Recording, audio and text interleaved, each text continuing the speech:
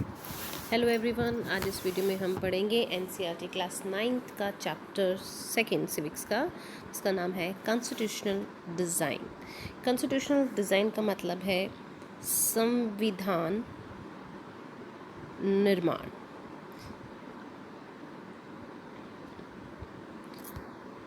Now इस chapter के overview को अगर हम पढ़ें तो हम देख सकते हैं कि किस तरह से इस चैप्टर को एक्सप्लेन किया गया है। इसका जो परिचय है वो हम क्या देखते हैं ओवरव्यू में। तो we noted in the previous chapter that in a democracy the rulers are not free to do what they like. There is certain basic rules that citizens and the government have to follow. कि पिछले अध्याय में हमने देखा कि लोकतंत्र में शासक लोग मनमानी करने के लिए आज़ाद नहीं हैं। कुछ बुनियादी नियम हैं जिनका पालन जो है नागरिकों और सरकार दोनों को करना होता है। देयर आर हम कहें all such rules together are called constitution. ऐसे सभी नियमों का सम्मिलित रूप संविधान कहलाता है। As per the supreme law of the country, the constitution determines the rights of citizens, the powers of government, and how the government should function.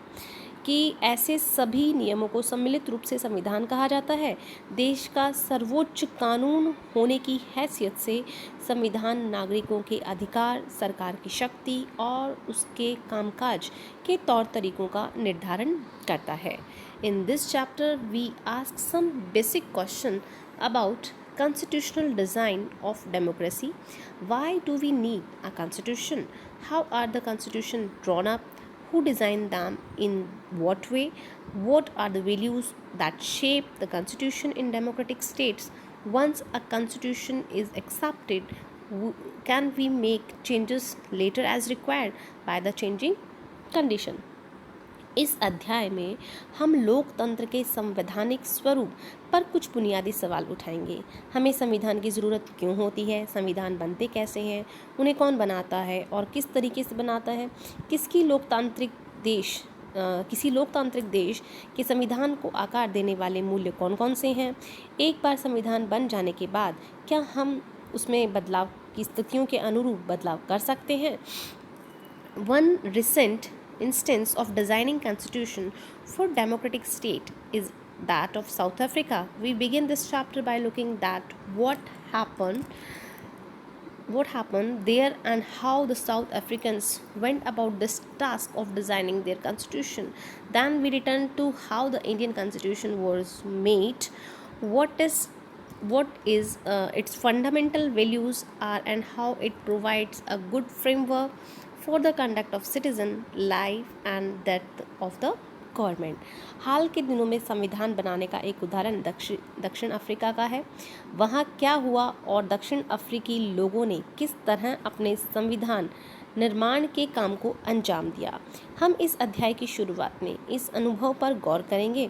इसके बाद हम भारतीय संविधान के निर्माण और इसके पीछे के मौलिक विचारों, मूल्यों की चर्चा करेंगे और यह किस तरह नागरिकों के जीवन और सरकार के अच्छे कामकाजों के लिए बढ़िया ढांचा उपलब्ध कराता है। तो अब हम चलते हैं democratic constitution in south Africa कि दक्षिण अफ्रीका में लोकतांत्रिक संविधान के बारे में हम यहाँ पे पढ़ेंगे। I have fought against white domination and I have fought against black domination. I have cherished the ideal of democratic and free society in which all the persons live together in harmony and with equal opportunity.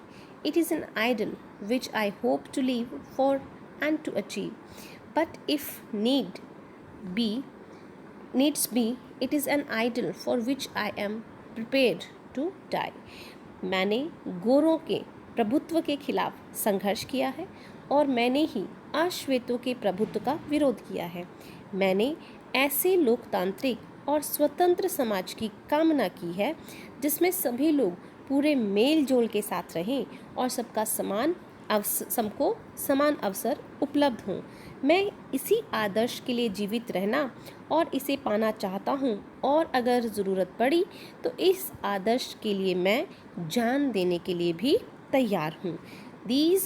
This was Nelson Mandela being tried for treason by the white South African government. He and 7 other leaders were sentenced to imprisonment in 1964 for daring to oppose the apartheid regime in his country. He spent the next 8 years in South Africa, most dreaded prison, Robben island. कि यह Nelson Mandela का कथन है जिन पर दक्षिण Africa के गोरों की सरकार ने देशद्रोह का मुकदमा जो है वो चलाया था।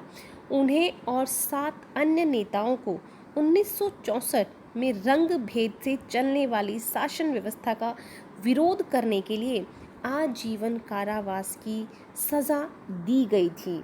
फिर हम कहें कि अगले 28 वर्षों तक दक्षिण अफ्रीका की सबसे भयावह जेल रोबेन द्वीप में उन्हें कैद रखा गया था। यानी रोबेन आइलैंड जो है उसके अंदर उनको कैद वहाँ पे रखा गया था।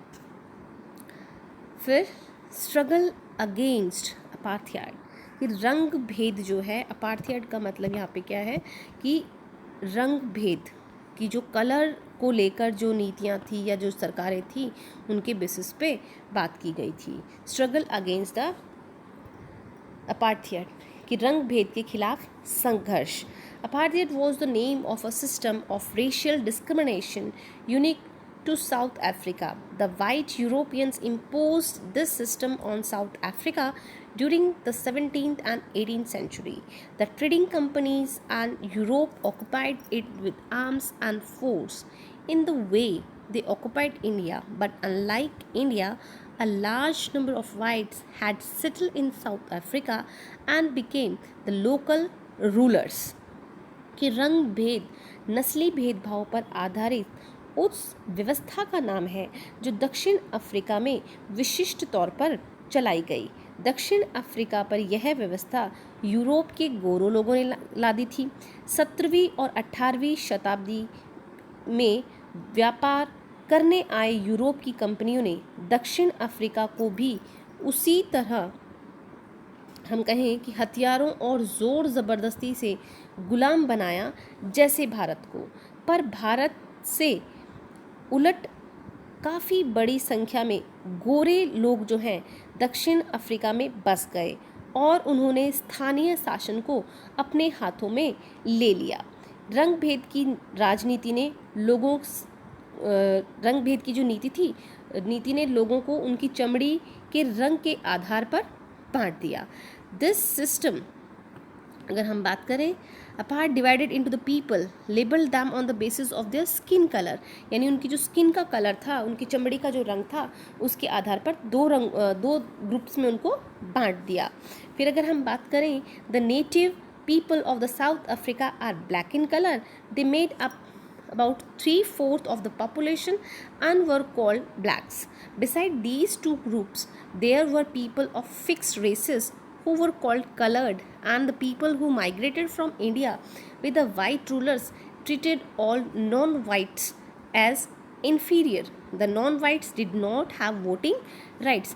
कि जो है कि उन्होंने उनको दो ग्रुपों में बांट दिया चमड़ी के रंग के आधार पर। हम कहें तो दक्षिण अफ्रीका के स्थानीय लोगों की चमड़ी का रंग काला होता है, आबादी में उनका हिस्सा 3/4 है और उन्हें अश्वेत कहा जाता था। फिर हम कहें कि श्वेत और अश्वेतों के अलावा वहाँ मिश्रित नस्लें जो थी उनमें रंगीन चमड़ी वाला कहा जाता था। और भारत से जो लोग वहाँ गए थे, गोरे शासक गोरों के अलावा शेष सबको जो हम कहें कि छोटा और नीचा मानते थे। उन्हें वोट डालने का भी अधिकार नहीं था। जो माइग्रेटेड पीपल थे जो वहाँ रहने गए थे, उनको वो बहुत ही हम कहें कि इन्फीरियर तरीके से देखा जाता था। Apartheid system was particularly oppressive for the blacks. They were forbidden from living in the white areas. They could work in white areas only if they had a permit. Trains, buses, taxis, hotel, hospitals, schools and colleges, libraries, cinema halls, theaters, beaches, swimming pools, public toilets were all separate for the whites and blacks. This was called segregations. They could not even visit the churches where the whites worship. Blacks could not from association or protest against the terrible treatment. कि हम ये कहें कि किस तरह से जो है इन्होंने किया कि रंग भेद की जो शासकीय नीति अश्वेतों के लिए खास तौर पर दमनकारी थी। उन्होंने गोरों की बस्तियों में रहने बसने की इजाज़त नहीं थी। परमिट होने पर ही वे वहां जाकर काम कर सकते थे।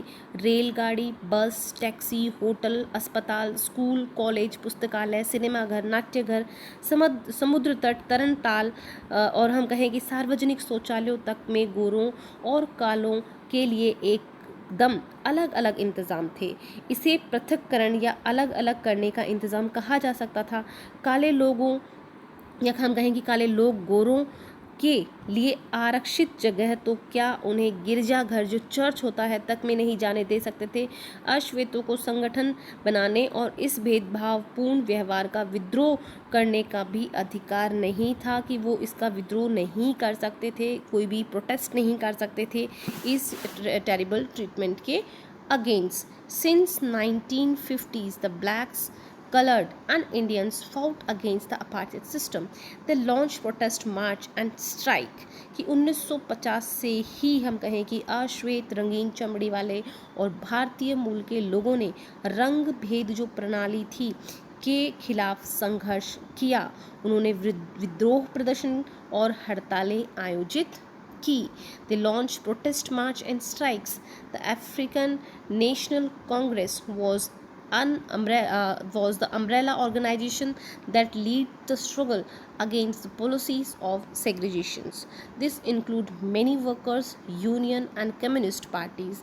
Many sensitive whites also joined the ANC to oppose apartheid and play a leading role in this struggle.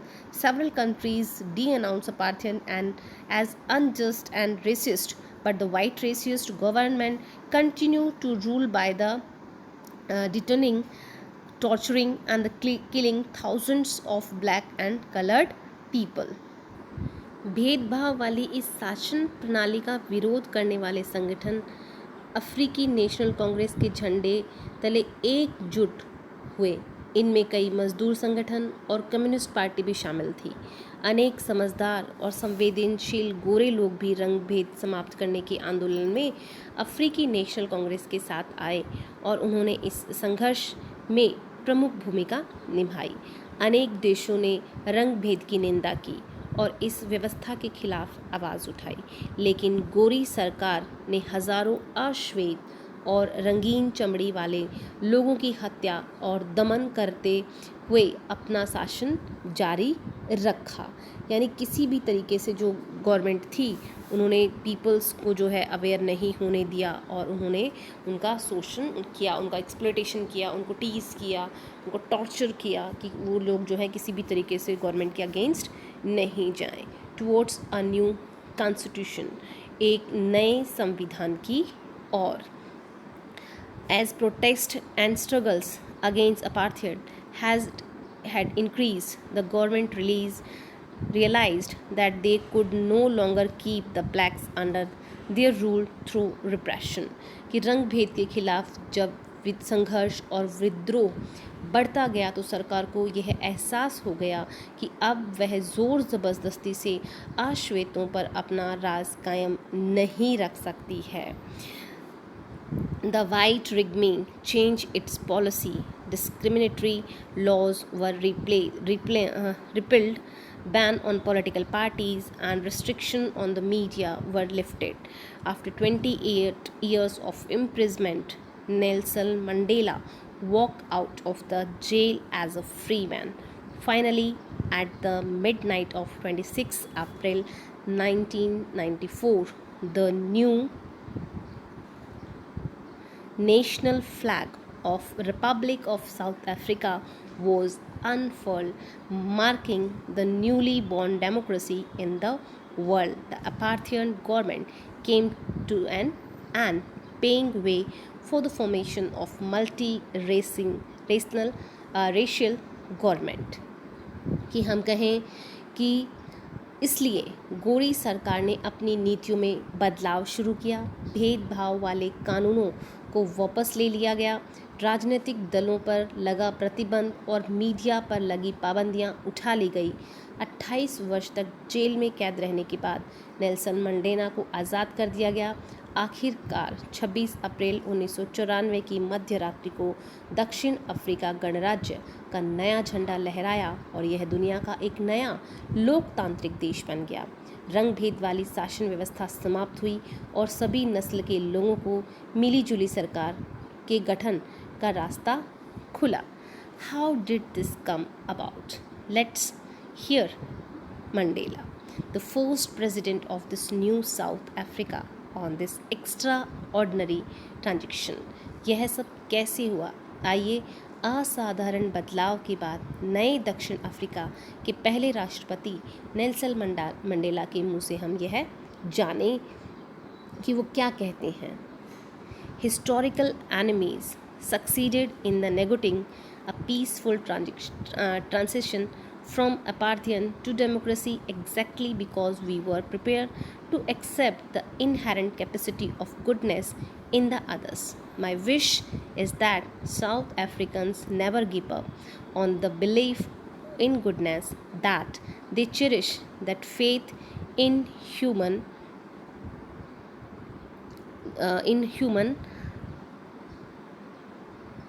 beings is the cornerstone of the democracy. ऐतिहासिक रूप से एक दूसरे के दुश्मन रहे दो समूह रंग भेद वाली शासन व्यवस्था की जगह शांतिपूर्ण ढंग से लोकतांत्रिक व्यवस्था अपनाने पर सहमत हो गए, क्योंकि दोनों एक दूसरे की हम ये कहें कि भलमंद भरोसा था और वे इसे मानने को तैयार थे। मेरी कामना है कि दक्षिण अफ्रीकी लोग कभी भी अच्छाई पर विश्वास करना न छोड़ें और इस बात में आस्था रखें कि मनुष्य जाति पर विश्वास करना ही हमारे लोकतंत्र का आधार है।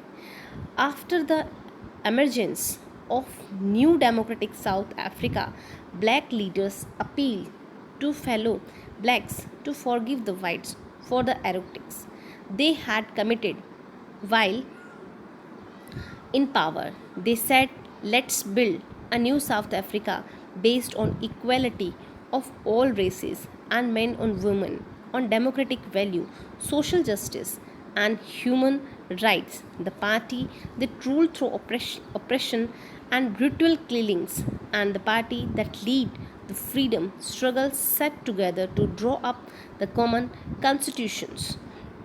कि हम ये कहें कि